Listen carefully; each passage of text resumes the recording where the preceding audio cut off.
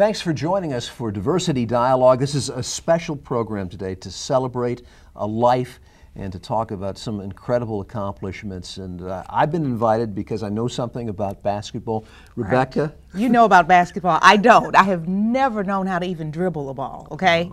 Okay. Well, Rebecca, thank you for inviting me. Would you introduce the guest, please? I sure will. We have the exceptional and extraordinary coach, Mike Mims. And we also have a great friend and confidant of Wayman Tisdale, Fred Jones. Thank you all, and welcome to Diversity Dialogue. I mean, these are two great men who have had an impact on the life of Wayman, and Wayman has had an influence on them as well. Coach, let me ask you, what was the first time you met Wayman Tisdale? He was an 8th grader. He came over from Roosevelt, as a matter of fact, and quite impressive even as an 8th grader. Well, did you know this guy was a player and is going to have a future of more than a decade in the NBA at that time? No, I had no idea that was a possibility as an 8th grader, but I knew that he had the potential because he was big. He was a 6'3", 6'4" kid, 8th grader, and I think those possibilities are not very prevalent in all kids. Fred, what about you? When did you first meet Wayman Tisdale? Right around the same time. We started playing on the same junior high school teams. In the eighth grade and 9th grade, and in the 8th grade, Wayman was kind of goofy. He was just a big, funny, laughing, just a big, funny, laughing, happy guy. And as we got into our freshman year, which was our undefeated year, that's when he just turned into a beast on the court. He'd be just whooping people and smiling at the same time. So, that was fun. What separated him from the rest of the players on the court in 8th grade, other than that incredible size? In the 8th grade? Yeah. Probably the fact that he wasn't really picked first in the 8th grade.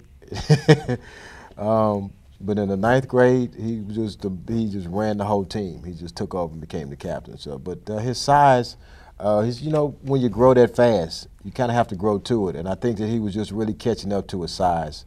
Wow. In the 8th grade, and just over the summer, Coach, the All-Star came out. Coach Mims, we were talking before the taping about some great basketball players in the state of Oklahoma, and Marcus Haynes was so famous with I think it was the Sand Springs, Washington teams there. Correct.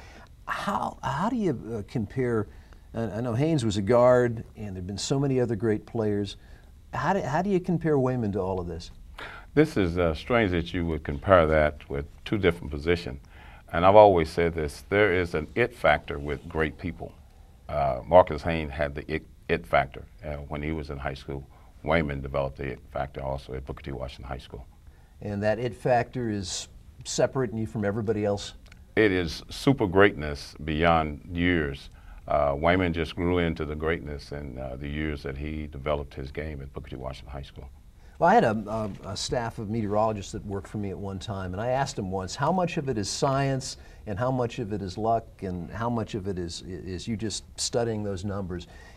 If you could break down Wayman's game early on, the freshman years and in high school, how much of it was great coaching, how much of it was what was in his heart, and how much of it was what God gave him?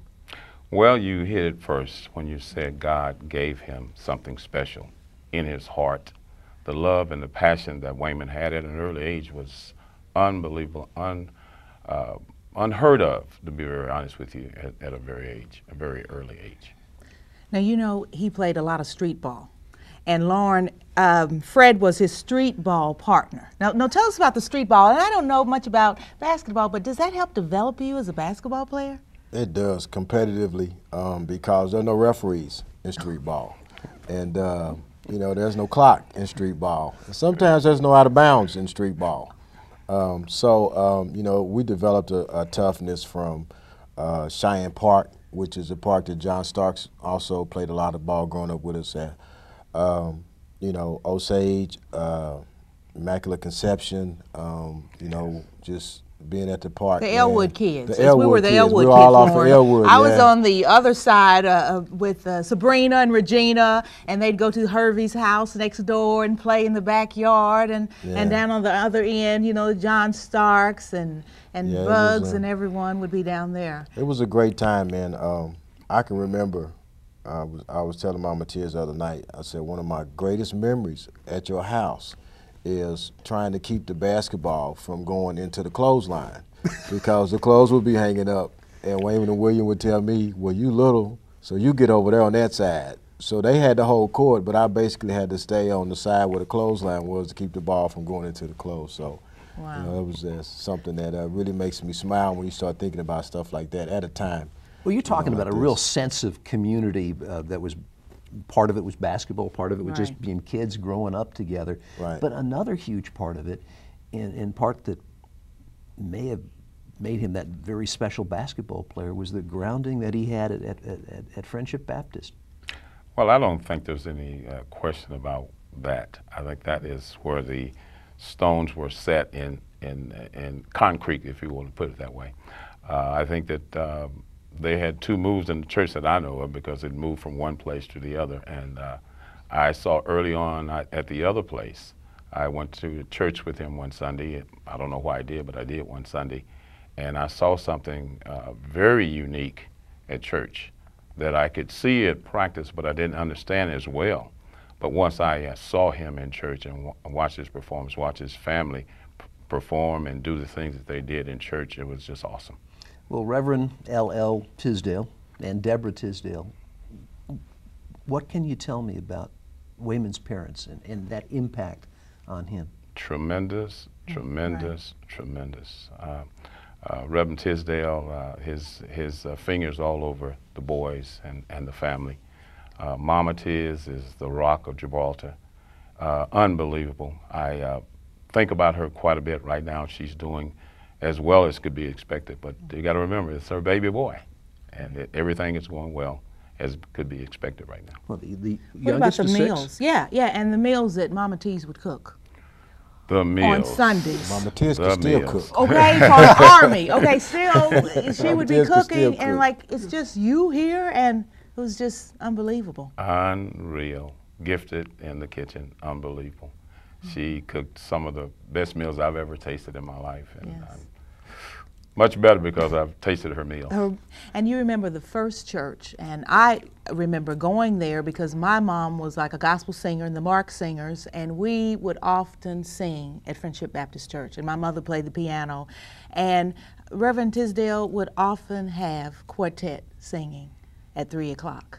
And I remember Wayman sitting in the pulpit around by the choir stand watching the bass players. My sister, Margaret Marks, was a bass player. She played the cello and the violin in high school, and she was this little 98-pound person and still is today, and she had a fiberglass bass. A fiberglass, and she still has that bass today, and there were 5 of us, the 5 sisters, and he would watch her. And she was inspired around the age of the Gap Band, because the Gap Band, their mother, Miss Wilson, was also more or less like my mother, an evangelist, would go around and sing. So that impacted his life. Well, let's talk about this balance. I mean, a lot of people from the outside think of Wayman Tisdale, and they think probably in terms of basketball, music, but there's really 3 elements when he was growing up in that 8th grade time and the high school time, and there was the family church, there was music, and then there was basketball. Talk about that balance. The joy that Wayman had came with that balance. Again, I think that is a faith-based kid, which at an early age, you got to remember, I don't know if many kids wanted to show that they were faith and had faith. He always let you know